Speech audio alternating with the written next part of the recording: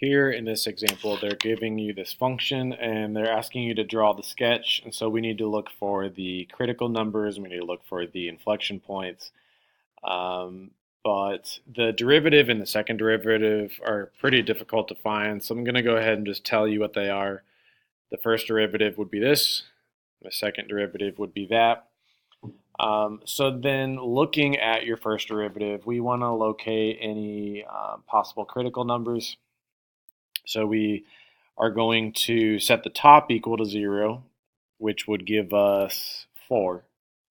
So we're going to have a critical number, or possible critical number at 4. And we set the bottom equal to 0, and we've got then 0. And then this would give us negative, this would give us 6. So the top gives us 4, the bottom gives us 0 and 6. So those are our possible critical numbers, and then we're going to figure out then intervals that would split the domain of the function. So we've got negative infinity to 0, 0 to 4, 4 to 6, and then 6 to infinity.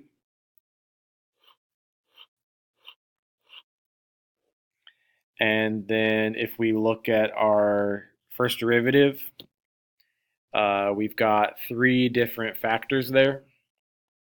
So we're going to put those factors in their own column. We have 4 minus x, and we have x to the 1/3, and we have 6 minus x to the 2/3. So when we look at 6 minus x to the 2/3, the 2 on top means it's squared.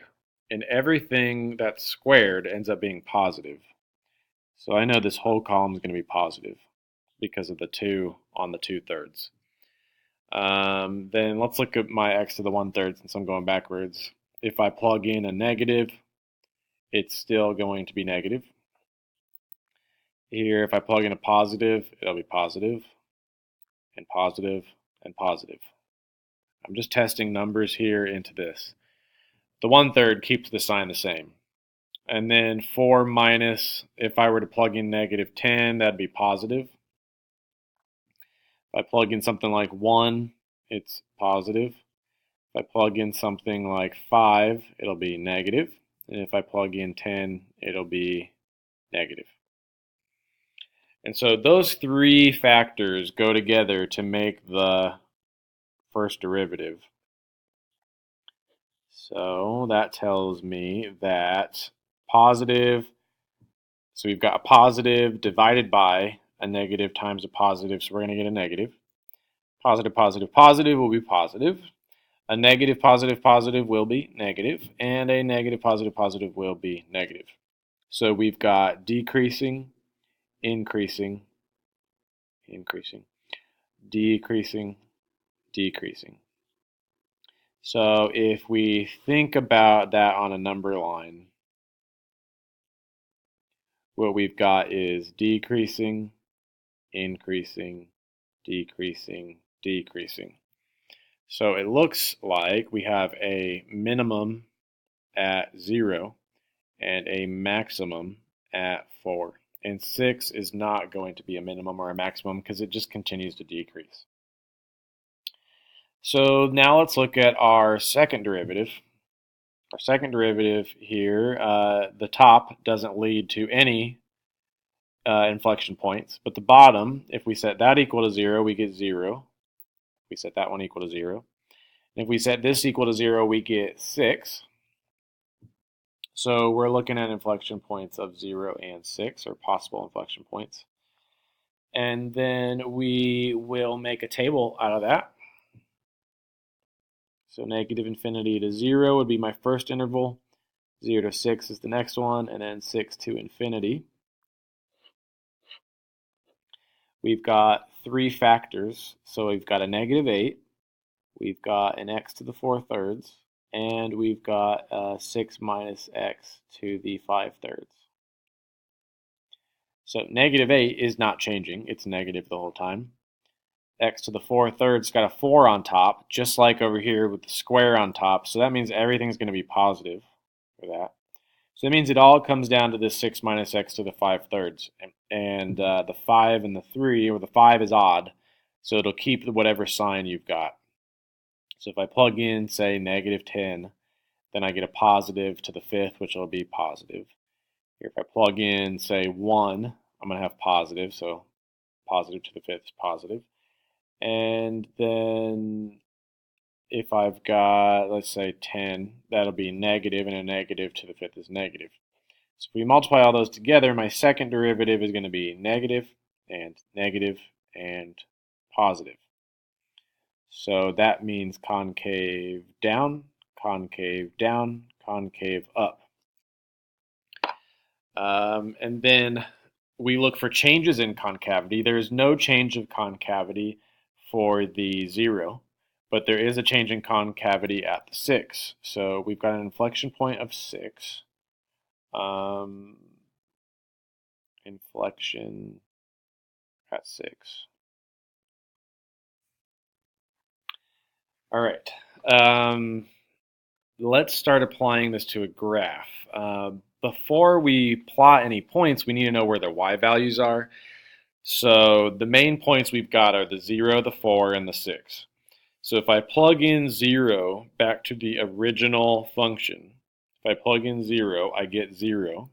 So the minimum is at 0, 0. If I plug in 4 into the original, I end up getting 2 to the 5/3. So we've got 4, 2 to the 5/3 as our maximum. And if I plug 6 into the original function, we end up getting 6, 0 as an inflection point. So let's start our graph by plotting those points. 0, 0. And 4 is 2 to the 5/3. Now 2 to the 5th is 32. And then in thirds, we're talking about a cubed root. The closest cubed root would be 27, which is 3. So this is a little more than 3. So 4 will be a little more than 3. And then we've got 6, 0. So 6, 0. So those are the points that we know. And then let's go put the increasing and decreasing in. So we have from negative infinity to 0 is decreasing. So negative infinity to 0 is decreasing. From 0 to 4, we've got increasing. So 0 to 4 is increasing. From 4 to 6 is decreasing. And then we've got from 6 to infinity is decreasing. So that's the general decrease, increase, decrease.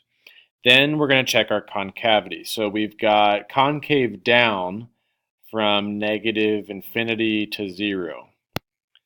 And we've got concave down from 0 to 6. So that means it's concave down all the way until we get to 6.